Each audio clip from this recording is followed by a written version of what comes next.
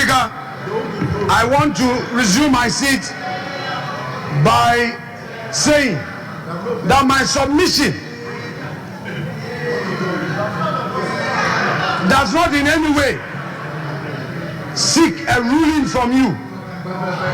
I am not seeking a ruling. I am rather seeking the indulgence of the majority leader,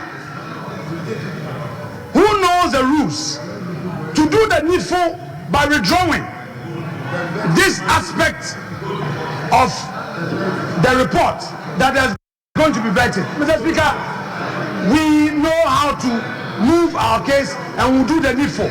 But this one is not a motion bringing it up for you to make a ruling. No. Mr. Speaker, that said, I will rest my case and hear the majority leader.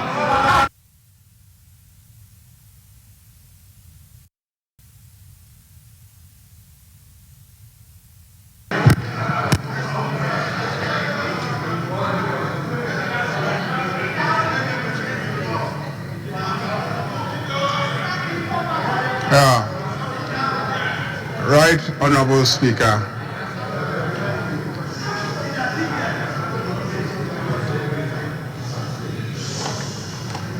I think it is important, first and foremost, that we are reminded at all times that we are not just speaking to ourselves, we are also speaking to a wider audience. And so I always make it a point, as much as I can, to speak directly to the wider audience by trying to break down things to a very basic level. When you break down things to a very basic level, sometimes people who think they know realize that they actually don't know, and then they will appreciate. Now, the Chief of Staff had issued some directives regarding some recruitments that happened after the NDC came into office. And somebody went to the Supreme Court to try and get the court to intervene and determine that that action of the Chief of Staff was unconstitutional, it was wrong, it was a violation of the rights of those individuals. Then the minority leader brought a motion to this House, urging this House to take some decisions regarding the action of the Chief of Staff. So I raised an objection on the grounds that because someone has already gone to court to vindicate the rights of the people who were dismissed, it will amount to interference in the work of the courts for this Parliament to also go into that matter. This Parliament was asked to act in a matter that was quasi-judicial. Quasi-judicial. Once a judicial process was already underway. And so I said, you will be interfering in the work of the courts if they have started a judicial process of determining the rights or otherwise of those dismissed. Then you also come to this Parliament and say we should also start another process of determining the rights or otherwise of the same people. That will interfere in the work of the judiciary, because their main responsibility constitutionally is to vindicate rights. We primarily are to enact legislation, hold the executive accountable, and sometimes hold the judiciary also accountable. So our position is secondary to that of the judiciary in this matter. That was the context, and that is how the Speaker concluded that I was right in that instance, and therefore your motion should not be admitted. Now let's come to this present instance about the Appointments Committee. in this instance, you are saying that a referral that has been made by the Speaker to a committee of this House to exercise a function that constitutionally is within the province of that Parliament, a nomination which the Speaker has accepted and which he has referred to a committee for the committee to process. And I once again drew your attention to the fact that the same Supreme Court has said that in matters that are primarily the responsibility of Parliament, once Parliament starts dealing with those matters, no one anywhere can stop Parliament from dealing with those matters until Parliament has completed the process of dealing with that matter. You understand? The Supreme Court has said that severally, and he just cited two cases in which members of this House have gone to the Supreme Court to try and get the Supreme Court to order this House to stop considering matters that the House was considering on the grounds that they felt it was unconstitutional for Parliament minority leader.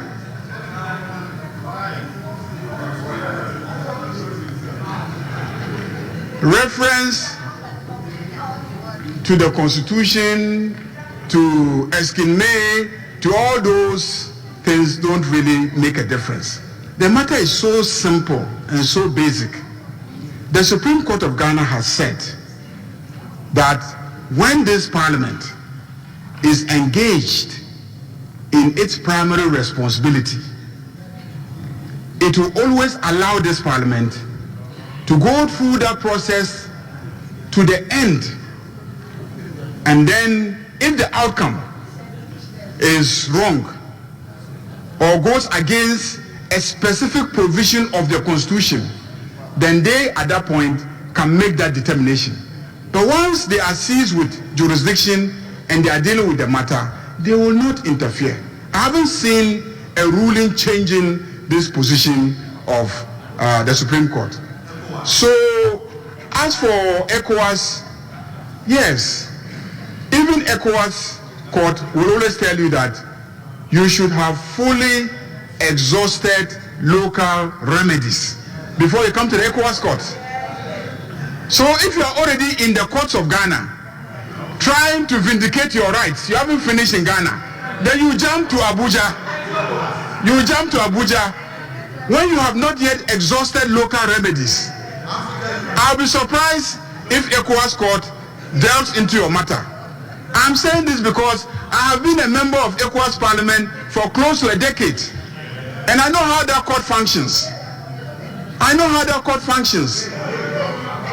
So I can assure you, without making any pronouncements now, that the principle at the ECOWAS court is that you must have exhausted local remedies before you go to ECOWAS court. Mr. Speaker, I plead with my colleagues. I know that the circumstances surrounding the removal of the former Chief Justice is a matter that especially my brother, the minority leader, has fought. He has embarked on street marches. In the process, some policemen even alleged that he became physical against them. I can understand.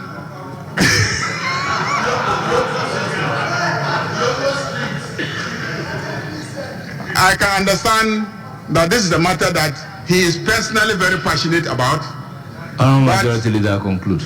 But the Constitution is very clear on these matters.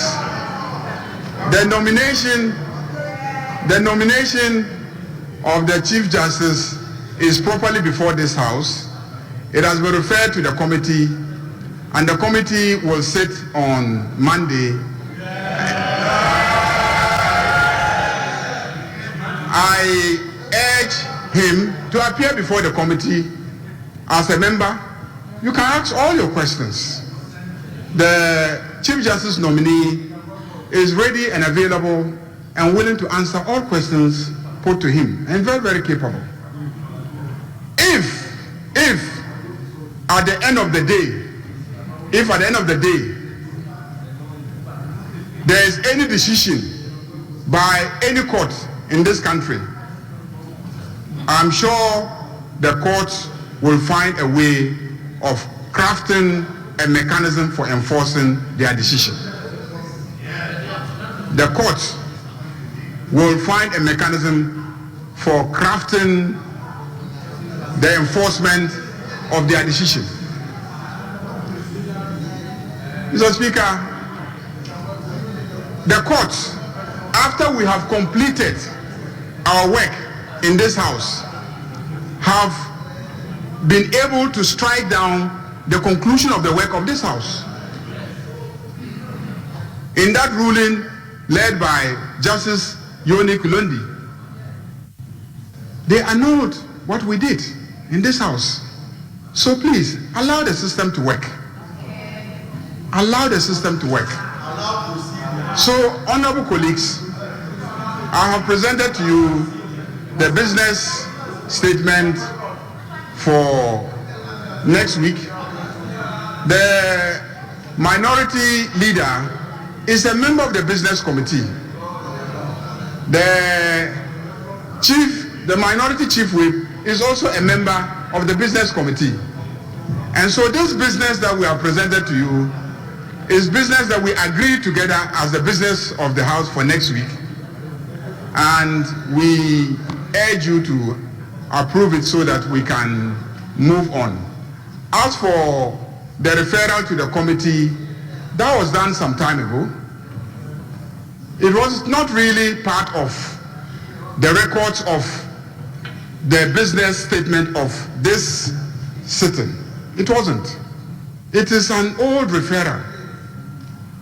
What we did is to attach records of the old referrals to remind members that those referrals are still pending before them. But it is not a matter for decision today. The work of these committees are not matters for decision today. It is just to remind members that these assignments are pending before them. So the question of the appointments committee and what they are to do on Monday is not for decision today. It is a matter already referred by the speaker to them. So if you are going to challenge the decision of the speaker on that matter, you know the procedure to use. You know the procedure for challenging a decision that has been taken. So the speaker has already taken a decision referring the nomination to the appointments committee.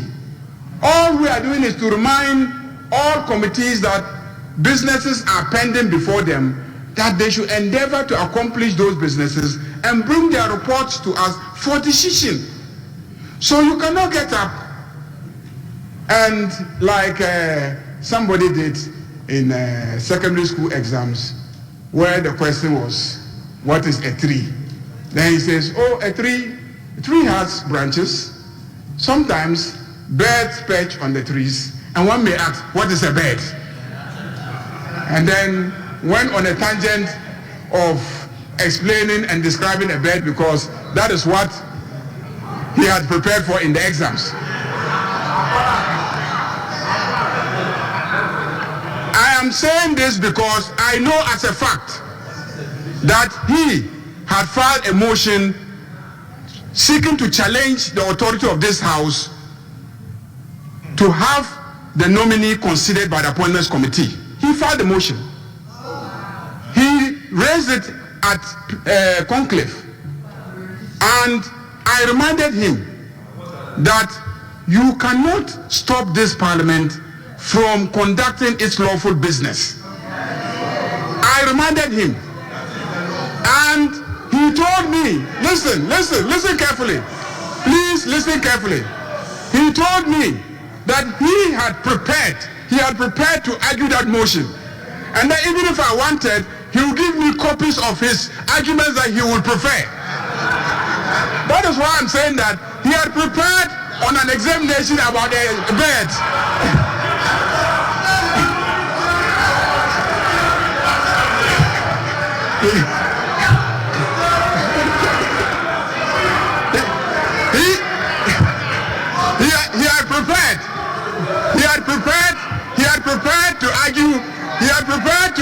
A motion. He had prepared to please listen. He had prepared to argue a motion. He had prepared to argue a motion on the constitutionality of this house, considering the nomination of the Chief Justice. So even though that motion is not properly before this house, and what is before this house is the business statement for the ensuing week, he decided to argue his motion. Honorable Majority Leader, conclude. Kindly conclude. So, Mr. Speaker, I think that the issues that he has raised are not properly before us. There's no issue about the sitting of the Appointments Committee. That is a matter decided already by this House. What is before you is the business statement so that we can schedule activities for next week. Mr. Speaker, I thank you. Honorable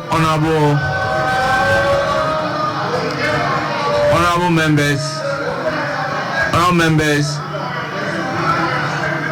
with all due respect, honorable members, with all due respect, the minority leader in raising the issue indicated that he's not calling on the speaker to make a ruling. So if there is an issue raised which the speaker is not called upon to make a ruling, do we open it up for debate? Honourable members, with all due respect, he came out clearly to state that he's raising the issue but not calling on me to make a ruling. So we cannot